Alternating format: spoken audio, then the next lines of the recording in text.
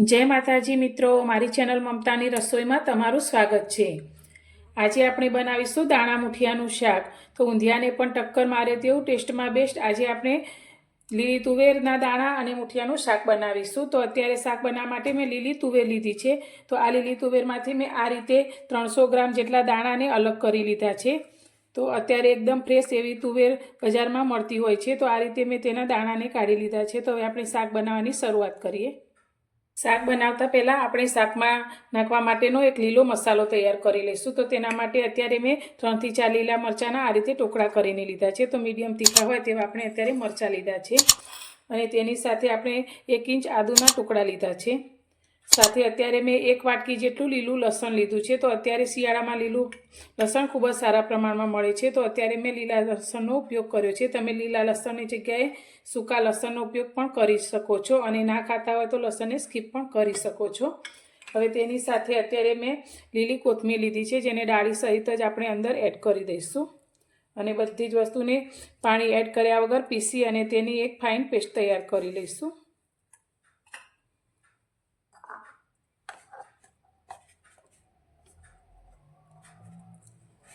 અત્યારે મેં બધી જ વસ્તુને પીસી અને આ રીતે મસાલો તૈયાર કરી લીધો છે। તો એકદમ ગ્રીન એવો આપણો મસાલો બનીને તૈયાર થયો છે। આ મસાલો આપણા શાકમાં એડ થવાથી આપણું સ્વાદમાં એકદમ સરસ એવું શાક તૈયાર થશે। હવે આપણે મુઠિયા માટેનો લોટ બાંધીશું। તો આજે આપણે જે મુઠિયા બનાવીશું તેને ના તો આપણે તળવાના છે, ના તો તેને બાફવાના છે। તો અત્યારે મુઠિયા બનાવવા માટે મેં ફ્રેશ લીલી મેથીને ધોઈને લીધી છે। તો અત્યારે આપણે 1 વાટકી જેટલી લીલી મેથી લીધી છે અને સાથે તેટલા જ પ્રમાણમાં આપણે 1 વાટકી ચણાનો લોટ લીધો છે। તો ચણાનો લોટ લેવાથી આપણા મુઠિયા આપણે અત્યારે તેને શાક સાથે જ મિક્સ કરવાના છે, તેથી તે છૂટા ન પડે તેના માટે અત્યારે મેં ચણાના લોટનો ઉપયોગ કર્યો છે। જો તમારે તળીને મુઠિયા બનાવવા હોય તો તમે તેમાં ઘઉંનો કરકરો લોટ અને બાજરીનો લોટ પણ અંદર એડ કરી શકો છો। હવે આપણે જે લીલો મસાલો તૈયાર કર્યો છે તેમાંથી 1 ચમચી જેટલો મસાલો લઈ લઈશું। સાથે સ્વાદ પ્રમાણે આપણે મીઠું લઈશું।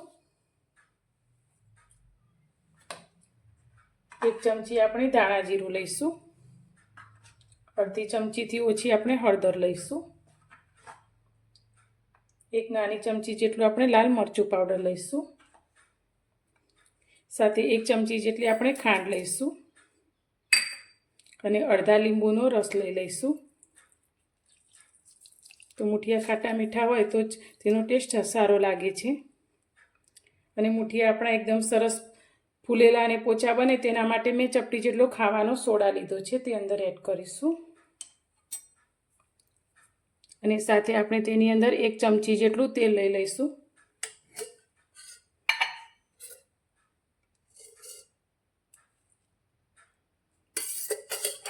હવે બધી જ વસ્તુને સારી રીતે મિક્સ કરી અને આપણે તેનો લોટ બાંધીશું। તો લોટ એકદમ કઠણ પણ નહીં અને સાવ ઢીલો પણ નહીં, તે રીતનું આપણે થોડું થોડું પાણી એડ કરી અને લોટ બાંધી લઈશું।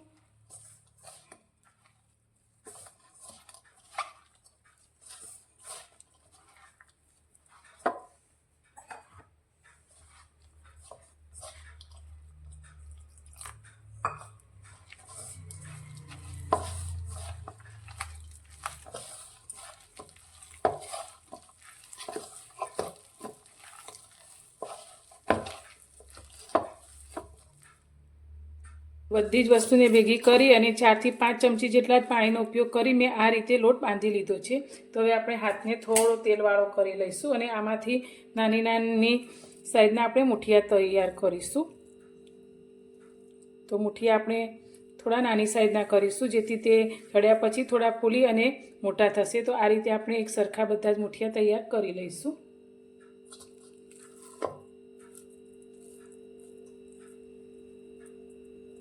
અત્યારે ગેસ પર આપણે કડાઈને રાખી લીધી છે। તો તેની અંદર અત્યારે આપણે ફક્ત 1 જ ચમચી જેટલું તેલ લઈશું।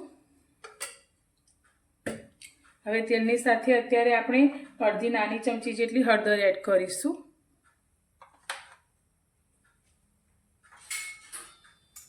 અને હળદરને આપણે તેલની સાથે સારી રીતે મિક્સ કરી લઈશું। હવે આપણે જે તુવરના દાણા લીધા છે તેને આપણે લઈ લઈશું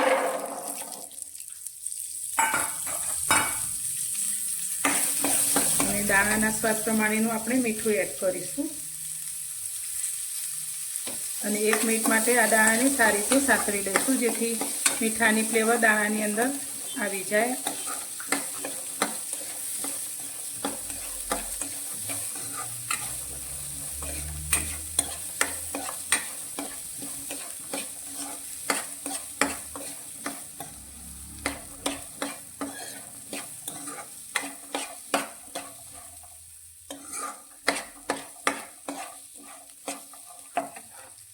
આપણે જે વાટકીથી દાણા લીધા છે તે જ વાટકીના માપથી અત્યારે આપણે 3 વાટકી જેટલું પાણી એડ કરીશું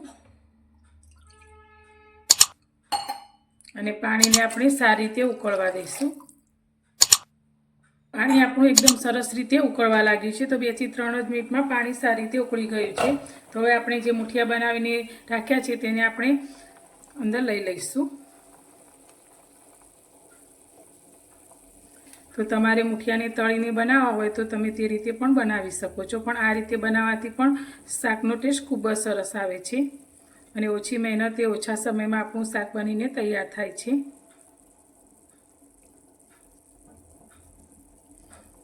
તો ગેસની ફ્લેમ આપણે અત્યારે હાઈ રાખીશું અને આ મુઠિયા અને તુવેર દાણાને સારી રીતે બાફવા દઈશું. તો 8 થી 10 જ મિનિટમાં આપણા મુઠિયા એકદમ સરસ રીતે બફાઈ જશે.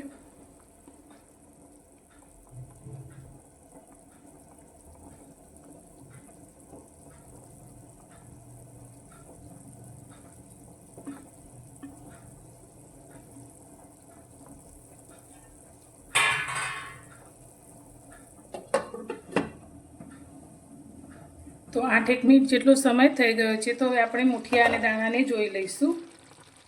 તો પહેલાં આપણે દાણાને ચેક કરી લઈશું.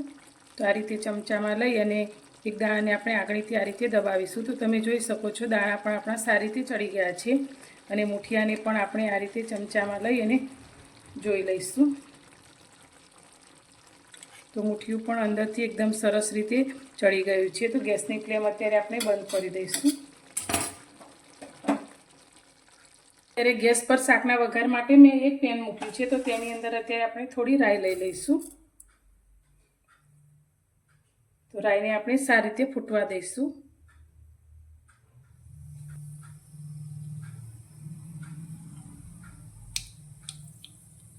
રાઈ આપણી થોડી ફૂટવા લાગી છે, તો એક નાની ચમચી જેટલું આપણે જીરું લઈ લઈશું અને સાથે આપણે થોડી હિંગ લઈ લઈશું. વઘારને આપણે સારી રીતે સાંતળી લઈશું. તો અત્યારે શાકના વઘાર માટે મેં 4 મોટી ચમચી જેટલું તેલ લીધું છે. તમે જે રીતે તેલ ખાતા હોય તે રીતે તમે લઈ શકો છો. હવે આપણે જે લીલો મસાલો તૈયાર કરેલો હતો તેને પણ આપણે અંદર લઈ લઈશું અને તેને પણ તેલમાં સારી રીતે સાંતળી લઈશું. તો કાચું લસણનો સ્વાદ જતો રહે ત્યાં સુધી આપણે તેને સાંતળીશું.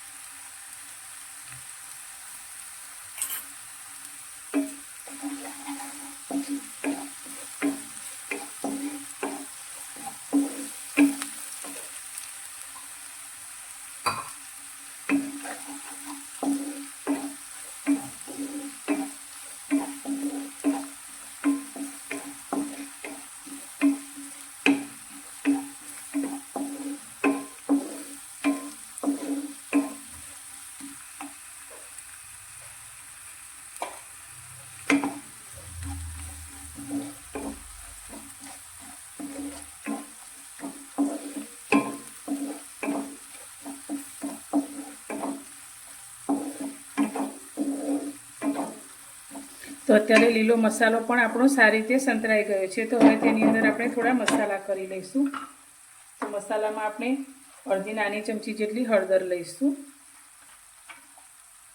1 ચમચી આપણે લાલ મરચું પાવડર લઈશું. તમે તીખું ઓછું પસંદ કરતા હોય તો કાશ્મીરી લાલ મરચું પણ લઈ શકો છો. 1 ચમચી આપણે ધાણા જીરું લઈશું. 1 ચમચી અત્યારે મેં ગરમ મસાલો લીધો છે. મસાલા આપણા તેલમાં દાજી ન જાય તેના માટે આપણે ફક્ત 2 નાની ચમચી જેટલું પાણી એડ કરીશું અને મસાલાને સારી રીતે સાતળીશું.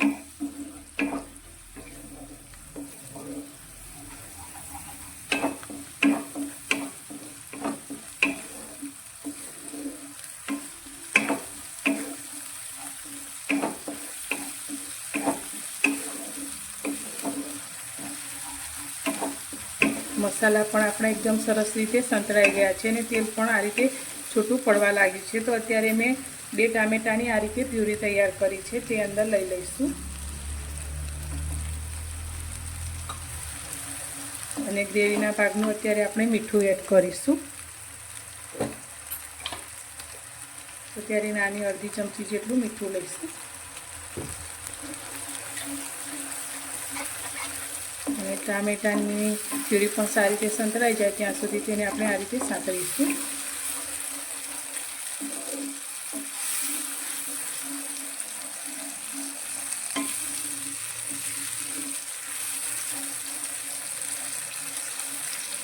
ગ્રેવી આપણી એકદમ સરસ રીતે સંતળાઈ ગઈ છે ને આ રીતે તેલ છૂટું પડી ગયું છે.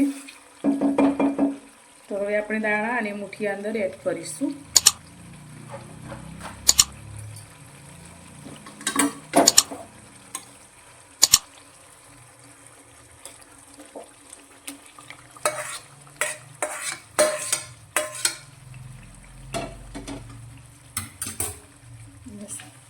હળવાથી સારી રીતે મિક્સ કરી લઈશું.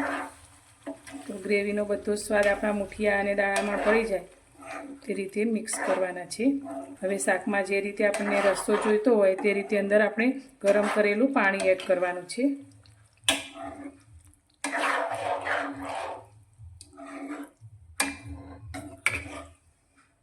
તો અત્યારે મેં 1 મોટી વાટકી જેટલું ગરમ કરેલું પાણી લીધું છે, તે અંદર એડ કરીશું. તો જે રીતે તમારી ગ્રેવી ઘટ જોઈતી હોય તે રીતે પાણી એડ કરી શકો છો. બધું સારી રીતે મિક્સ કરી હવે ઢાંકી અને આપણે 5-1 મિનિટ જેવું શાકને થવા દઈશું.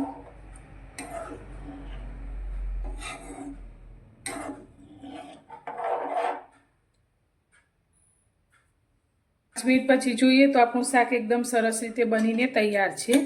તો તમે જોઈ શકો છો એકદમ સરસ મુઠિયા અને દાણાનું શાક બનીને તૈયાર છે. તો હવે ઉપરથી આપણે થોડાક લીલી કોથમીરના પાન લઈ લઈશું.